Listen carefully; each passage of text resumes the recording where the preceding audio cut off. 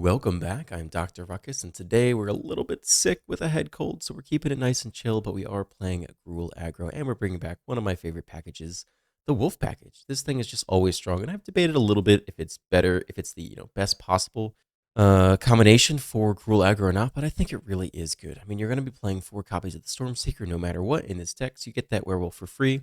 Pack Leader is similar in Phoenix Chick to power level, although I think Phoenix Chick is probably a little bit better, but a 1 mana 2/1 is always good, so it's not that big a difference. And Naturalist probably competes with the Yavimaya Iconoclast for the 2-drop slot. Again, kind of similar. A 2 mana 3/2 hits a bit harder, also fills out a 3-drop slot, but the 2 mana 2/2, the ability to generate mana allows you to trim a land off the deck, which I think is pretty good. And obviously pairs incredibly well with Tovolar or against any control decks that allow you to flip it to the night side into a 3/3 is massive. Plus it has the Lord effect. So I think the power levels are similar, and I just really enjoy playing Tovolar. Any kind of curve out into this card where you draw off the attack just feels extremely powerful. We also have the Adaptive, a newest addition from the Phyrexia All-Be-One set. Another great 1-drops. We have a ton of powerful 1-drops here. And then we are sneaking 1 Kodama in here. I did trim the lands down from 24 down to 23 because we are playing the Naturalists, and I think the Kodama fits in pretty well here. There are a number of ways to get counters early, including the Adaptive on 1, into Beast Color on 2, into Kodama on 3. You're swinging pretty hard there and thinning your deck of land and also ramping you up quite nicely. And then, of course, Kumana on 1 into anything on 2 also adds a counter. So that's the deck. Enjoy the gameplay. Let's dive right in. On the play, looking okay here. Got a lot of green at least. Not a perfect hand by any stretch, but tap to the Pack Leader. Gets the ball rolling. Tap land. All right. Still no red. We get to double spell this turn, though. Tapped it up. Swing for 2. All right, looking to top deck. Another playable here. Simic. Haven't seen any toxic shenanigans yet. They didn't play out the Raw Priest on 1. Ivy. But they might not block against anything. So as awkward as an opening start, this start might be okay if they refuse to block to keep their win conditions around. Drop to 11, I have to blow my nose. Okay. Rob Priest returns. Nose has been blown. Storm Chaser Drake as well. Okay. Attack for 2. You got it, buddy.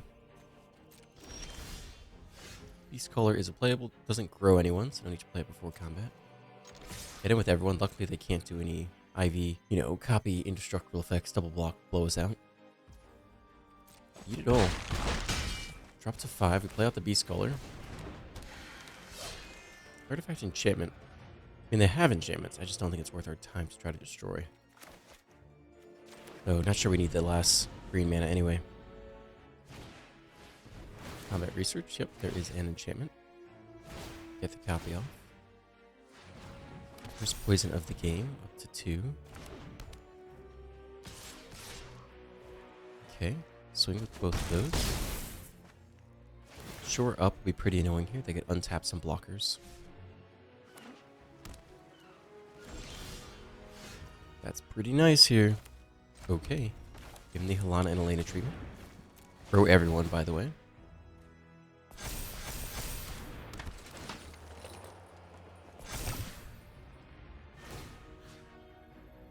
I mean, they're not going to kill anything. They could bounce maybe something with Fading Hope. So we want them to bounce the Pack Leader, because it comes back down with a counter anyway. Okay, that's a lot of damage presented. Let's see what they could do here. We also have Reach on a Helana and Elena, which might matter this last turn. They do have the Shore Up, which is what we were afraid of. But it's not as scary now with Helana and Elena out. Let's have the Spell Thief, which is a 4/3. And the Drake. But they need to block here. And that Shore Up only gives Hexproof, not Indestructible. Okay, trade off there. Trade off there. Let's see if they have Tyvar stand as well. Give them both Indestructible. Still lethals presented. Jump there. Okay. Let's see how many Tyvar stands they have. They also lose life off the Yavimaya coast. So they're going to take 3. And if they cast 2 spells, they drop to 0. So there's 1 spell.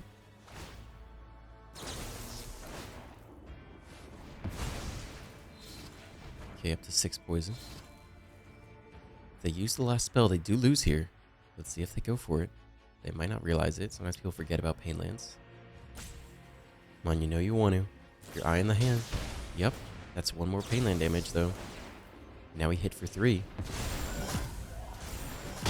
Oh, they phased out my creature. Okay, fair enough. Rot Priest down, though. So they don't have the Poison Win Con. We do have a reach blocker. They say oops. Maybe they meant to phase out their Rot Priest? I don't know. They would have lost that way, though. Swing all. So if they have the last Tyvar stand, they can pump for X equals 4. Which should only be 10 damage total anyway.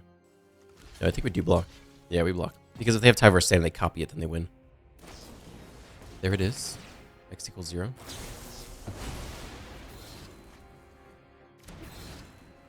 Now we deny them the draw off the combat research, which is nice too. Drop only to 9. Okay. Going down to the last turn of the game here. Stormseeker would be an amazing top deck. Interference, okay. They're drawing cards here. They can't get the poison win that way. They're looking for answers. Maybe a blocker. Even a Raw Priest plus 2 spells could do it. Interference again. Okay, they're running out of mana now.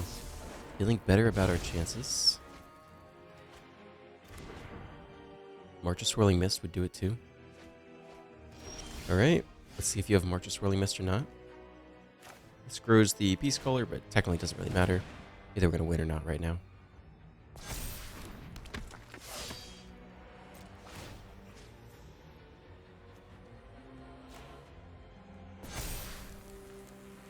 Okay, show me March of Swirling Mist. This is it. Sure. Sure up, hexproof, okay. Can block 2 things now. They still need to see that March of Swirling Mist, though. Scoop! Ooh! Close one. That timely interference was pretty sweet. I didn't really play that in my version of this deck, but with the Ivy down, the chance to draw 2 cards per turn off of 1 blue is actually pretty good. And the chance to draw into a March later is pretty good. So I might try that out next time I play Simic Toxic. On the play, looking good here.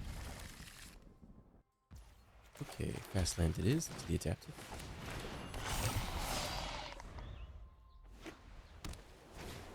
Mono white frontliner. Okay. Pretty happy we're on the play right now. Get the Beast Caller down, grow the adaptive. And swing for 2. Off to the races.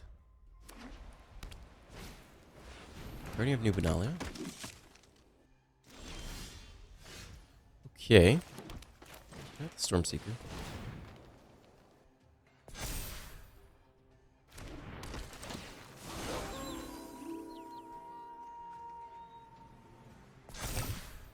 So they double block here. We want the most to kill the Beast Caller, but I think we can still slam all 3 in here. They'll probably pick off the Stormseeker instead by double blocking and then dropping off a card. Double block the adaptive instead. Okay, that's fine.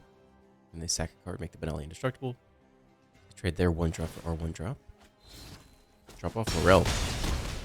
Maybe implying they're stuck on land or have the backup anyway.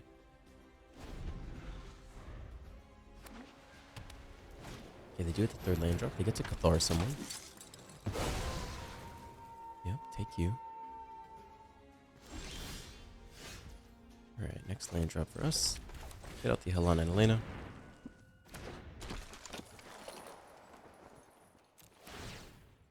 Okay, counters have to go there. And we'll give you haste as well. Means both these guys can get in for free. 5/6 doesn't die to the double block, and the first striker also doesn't die to the double block. So they're in a pretty awkward position here. Okay, they block there, make it indestructible, supposedly. Okay, discard a land. Let's see if that last card is Morel, and they can top deck the land to play it. Another Cathar could be good for them too. Movement Officer, that's not it. Frontliner just because they can. Let's see who's getting in there.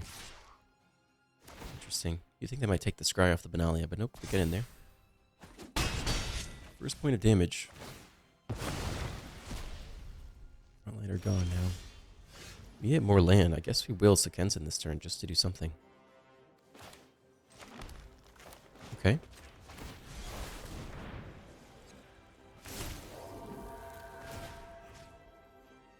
Sure, spread out the love a little bit.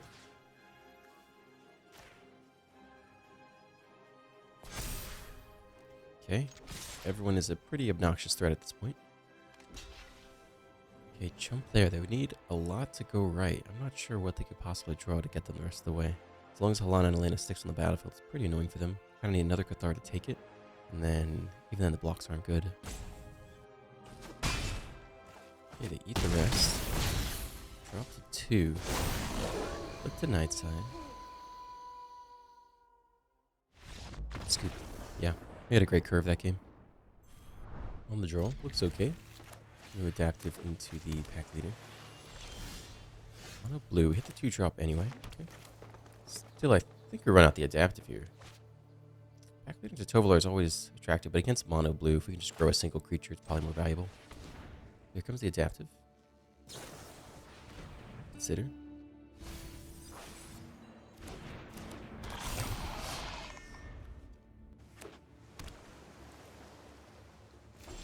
Okay, now unfortunately this has to enter the battlefield to grow it. We'll still try before combat here. Turn 3, we could even drop the pack later under Make Disappear. Ooh, consider instead. Okay, nice. Now we get extra mana every turn. It's pretty big. For the adaptive, swing for 2.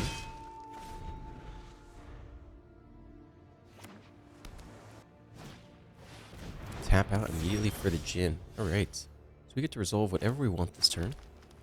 Which is just going to be Tovolar here.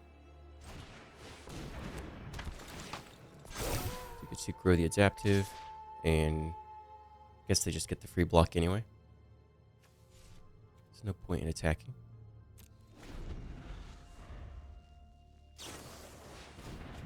Main phase Thirst. Well, I don't think they have the perfect draw because it's just kind of slamming things, but I haven't been able to punish them yet. Alright, it's up to a 4-4 now. They attack. Wow. Okay, that's pretty big.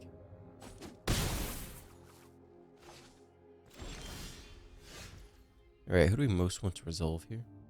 Rather, who do we most want to get countered this turn? I think we get Halana and Elena countered this turn. And then try to resolve the Raiju next turn. So it doesn't grow the adaptive. I guess neither of these do. Yeah. Let's try it like this. I think they'll counter this. Yep. See if they bounce Tovolar with Fading Hope before we deal damage. I could see that being pretty realistic here. Take the green. Eat it all. We do get to draw 2 now.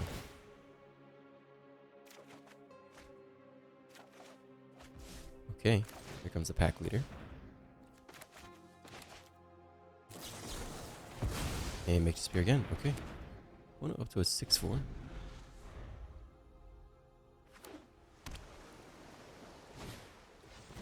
We got a 5-5 creature. Alright. It's an impulse. Swing for 7. Alright. Last turn of the game here. Well, very likely.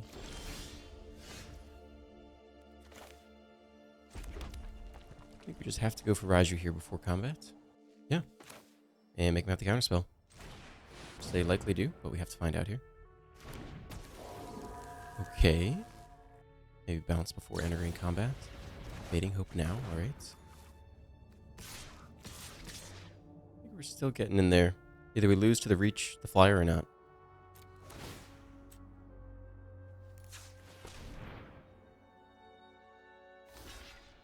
Okay, there. When it drops to 5. Back up Tovolar. Without the Beast Caller to block the Terror. And they just need to cast any single thing here to get lethal. When it says good game, cast a single spell, they go up to 9. Yeah, that's game. Mono red Kumano into nothing. That's a mulligan. Okay, much better here. Keep it. And just put back the Stormseeker. Try to curve out on time. Lanes, more land. Alright, Kumano it is.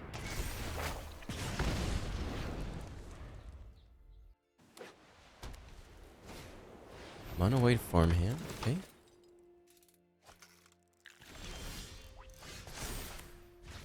Alright, we get a solidly sized 3-3 naturalist here. And if it survives, we can attack, make the green mana, and play out the pack leader after combat as well. If you get lay down arms immediately. Gancho instead. Alright, they get to ramp here.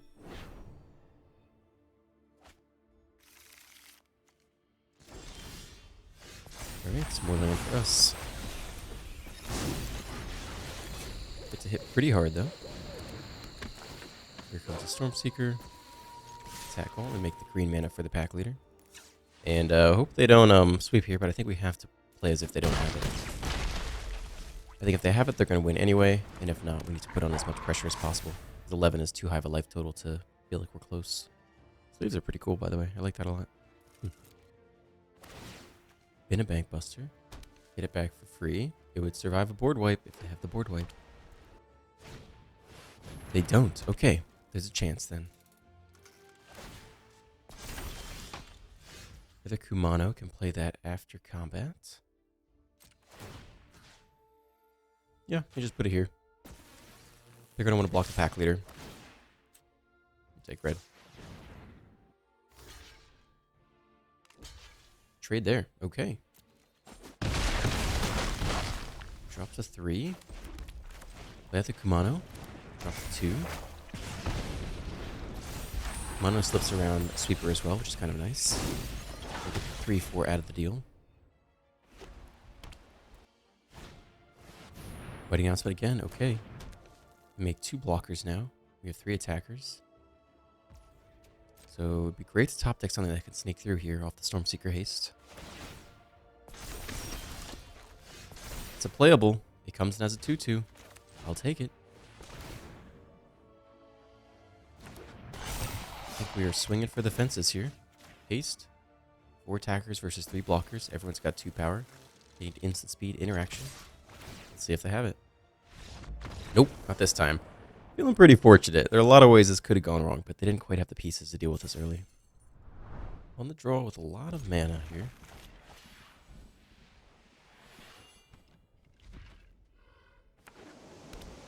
Tony Tryfun not being that fun. Playing Azorius Soldier is the highest win rate deck available right now.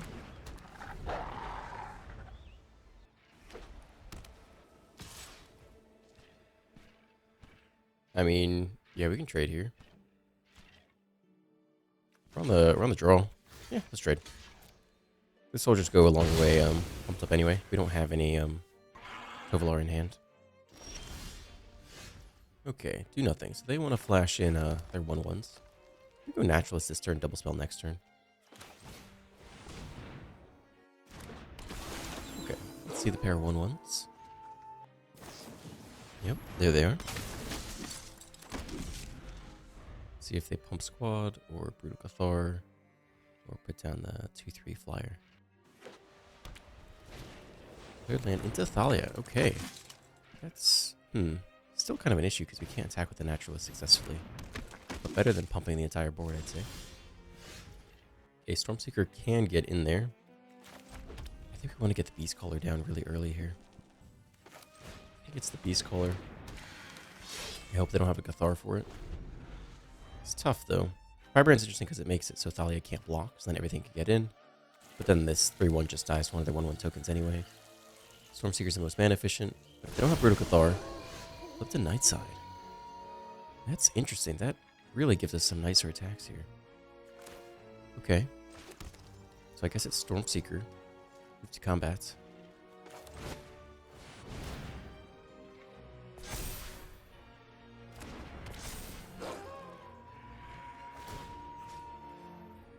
Yeah, okay. That was a big turn for us. We can play the Naturalist after combat too. A scoop. Wow. I am pretty surprised we won that. Interesting. On the play with the full wolf package. Looks good to me. Pack leader in 1.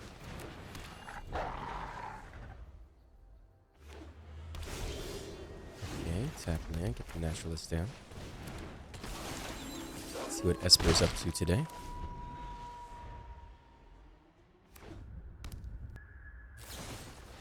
Parasitic Grip means we get to resolve Tovolar and get the first draw off. Like that. Okay. Going for 2, draw a card. Very nice. They did it instant speed. I guess they're afraid of indestructible effect. Cut down there. Tapland, that's all for the turn. Ooh, we get to swing even more this turn. Okay. Oh. Let's leave open both options here. Probably could play the adaptive first, I suppose. Just get the trigger. I was thinking we wait to see what we draw, but it's either going to be a Kumano or an adaptive this turn. We probably pick the adaptive anyway. So, alright, adaptive after the fact. Can they sweep here? Field of Ruin. Full price memory deluge. Okay. Well, this will be interesting for us. We'll see how far we have to extend this turn. Because they did get a chance to dig for a sweeper. I think the Firebrand's coming down, though. I think we just want that extra damage. I don't know if we extend with the adaptive, though. I don't think we need it to win, right?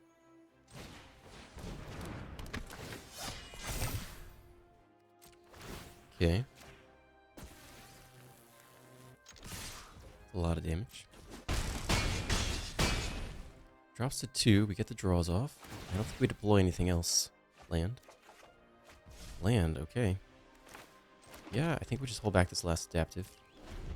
And let's see if they were able to deluge into a sweeper. We got a lot of land here. Drag to the bottom. Okay, nothing we can do about that.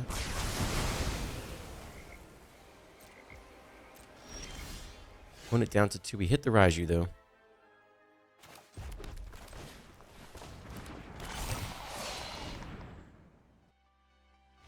And that is game. Alright. Managed to top deck it through the numerous lands, but pretty good start with the wolf package. Alright, we'll call it there. If you enjoyed today's video, please consider dropping a like, a comment, and a subscribe. Have a great rest of your day, and I'll see you in the next one.